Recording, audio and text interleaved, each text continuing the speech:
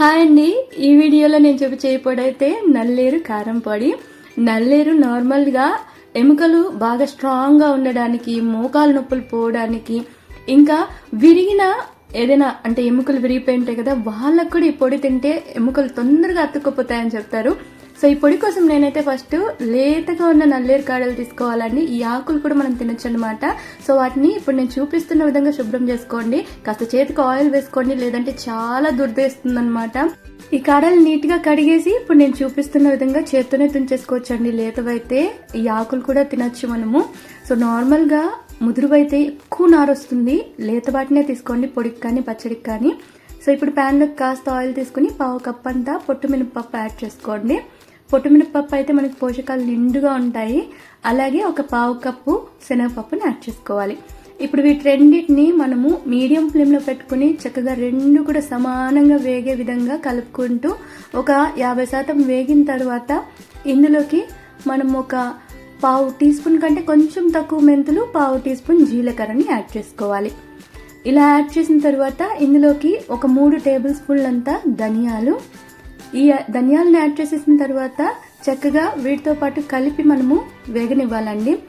ఇవి దాదాపు ఒక 90% వేగిపోయాయి అన్నప్పుడు మనం ఇందులోకి ఒక 1/2 టేబుల్ స్పూన్ అంతా నువ్వుల్ని యాడ్ చేసుకోవాలి.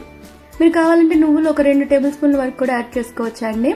సో ఇలా యాడ్ చేసి మొత్తం అంతా కలుపుకుంటూ వేగనిస్తూ ఇందులోకి ఒక గుప్పెడంతో కరివేపాకు కూడా యాడ్ చేసుకోవాలి. అలాగే మీ కారానికి సరిపడా ఎండుమిరపకాయలు నేను 20 వరకు యాడ్ చేశానండి.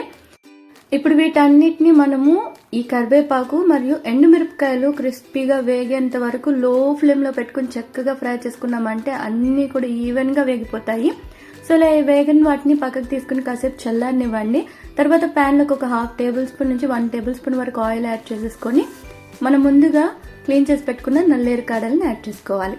ఇలా యాడ్ చేసి వీటిని బాగా వేగనివ్వాలన్నమాట. ఎంత చక్కగా వేగితే మనకు ఆ దురద అనేది లేకుండా బాగుంటుంది. సో ఈ విధంగా బాగా ఫ్రై చేసేసుకున్న తర్వాత మిక్సీ జార్లోకి ముందుగా చల్లారిన వాటిని తీసేసుకుని అందులోకి ఒక పెద్ద నిమ్మపండు సైజంత చింతపండు, కాస్త పసుపు, రుచికి సరిపడా కల్లుప్పు యాడ్ చేసుకోండి. ఇప్పుడు వీటన్నిటిని మిక్సీలో ఈ విధంగా మనం పొడిలాగా గ్రైండ్ చేసేసుకున్న తర్వాత వేయించి పెట్టుకున్న నల్లేరు కాడల్ని యాడ్ చేసుకోవాలి. సపరేట్గా కూడా యాడ్ చేసుకోవచ్చు అండి, కానీ ఎక్కువగా మనకు కొంచెం మెత్తగా అయిపోకుండా ఉండాలంటే ఈ విధంగా పొడితో పాటే గ్రైండ్ చేసుకోండి. చూస్తున్నారు కదా, ఈ విధంగా వస్తుంది మనకు. ఇప్పుడు దీని చేత్తోనే మనము చక్కగా బాగా కలిసేలాగా మిక్స్ చేసామంటే పొడిగా రెడీ అయిపోతుందండి. ఈ పొడిని రోజుకి ఒక ముద్ద చొప్పున రైస్లో కలుపుకుని నెయ్యి యాడ్ చేసుకుని తింటే ఎముకలు దృఢంగా తయారైపోతాయి. చాలా హెల్తీ అండి. ఇప్పుడు ఇంకా టేస్టీగా రావాలంటే ఇందులోకి కొన్ని వెల్లుల్లిపాయ రెబ్బలు కూడా యాడ్ చేసుకుంటే ఇంకా బాగుంటుంది అనమాట. సో నేనైతే ఒక కంప్లీట్ వెల్లుల్లిపాయ గడ్డ పాయలను అయితే యాడ్ చేసేసి మూత పెట్టి మిక్సీలో గ్రైండ్ చేయకండి, జస్ట్ పల్స్ 1-2 పల్స్ ఇచ్చి గ్రైండ్ చేసుకోండి, అంతే అనమాట. చక్కగా కలిసిపోతుంది, అంతే అనమాట. టేస్టీగా నల్లేరు కారం పొడి అయితే రెడీ అయిపోయింది. ట్రై చేసి చూడండి, సూపర్ టేస్టీ, ఇంకా హెల్తీ కూడా. సో ట్రై చేసి నచ్చినట్టయితే లైక్, షేర్, ఇంకా కామెంట్ చేసేసేయండి. అలాగే ఛానల్ని సబ్స్క్రైబ్ చేసుకున్నట్టయితే సబ్స్క్రైబ్ చేసేసుకోండి.